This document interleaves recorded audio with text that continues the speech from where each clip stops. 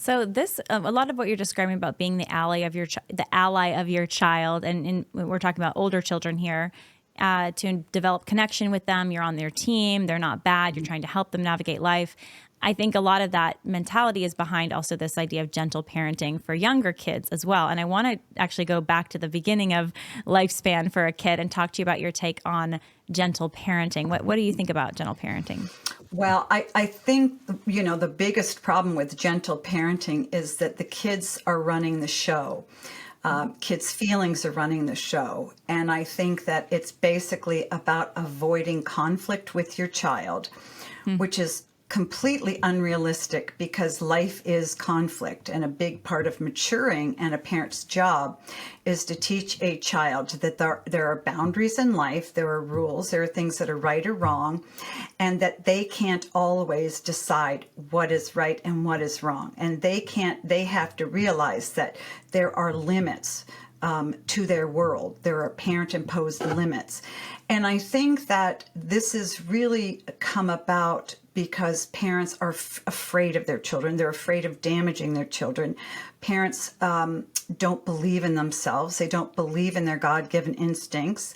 And I think that when you take God out of the equation and say, no, God isn't the one who says right and wrong, I am, or my kid does, it's terrible for a child, because when you give a child that kind of power, it terrifies them. And I think the biggest problem with gentle parenting is it gives power to kids at far too early of an age. Such an interesting take on that. I think the gentle parenting person would say, because I think there's aspects of it that I agree with, and like you're saying, aspects that seem to go much too far. I think the gentle parenting advocate would probably say in response to what you're saying is, oh no, we do provide boundaries. We absolutely have boundaries in gentle parenting, but we just have to do this connection with the child first, or affirmation of their feelings first, in order to help them understand the boundary and understand how loved they are when they're even with a boundary in place. What do you think about that? Well, a lot of kids don't understand the boundary. And you can explain to a 3 or a 5-year-old, why they can't ride their bike in the street, but they can't understand what's wrong with that, because they can't conceive that they could die if they're hit by a car. So I think that, again, we do kids a huge disservice by over explaining to them. We want them to understand a boundary before we implement it. And the truth of the matter is we can't do that, because sometimes there's just a boundary. They can't do it. It's bad for them. And that's just the way it is. There are a lot of rules that we live with that I don't fully understand, but it doesn't matter, because I know they're there for my good. And I think the important thing for a child to understand is I can rely on my mom and dad to watch out for me, to take care of me, because they love me, they're smarter than I am, and therefore the rules that they set are okay because mom and dad did it. So I think that kids don't need to understand a rule as long as they trust mom and dad, they respect mom and dad, and they feel loved by mom and dad. That's very different than explaining things to them. Because again, if you're trying to get a child to understand a rule that they cannot understand, they become exasperated. And I see this a lot.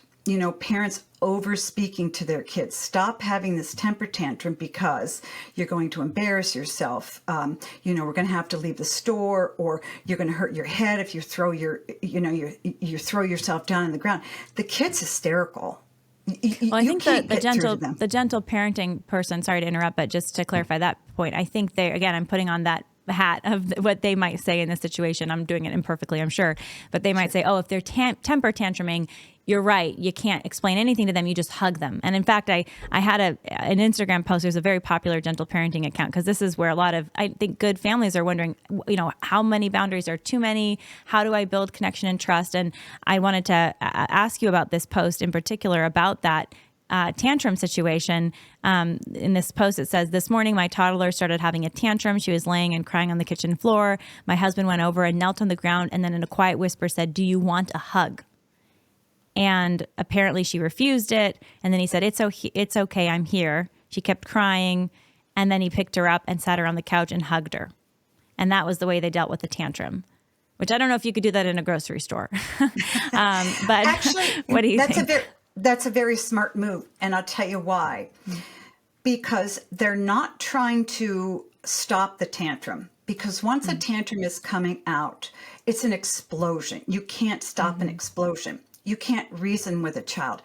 So what you do with a child who's out of control is you take control.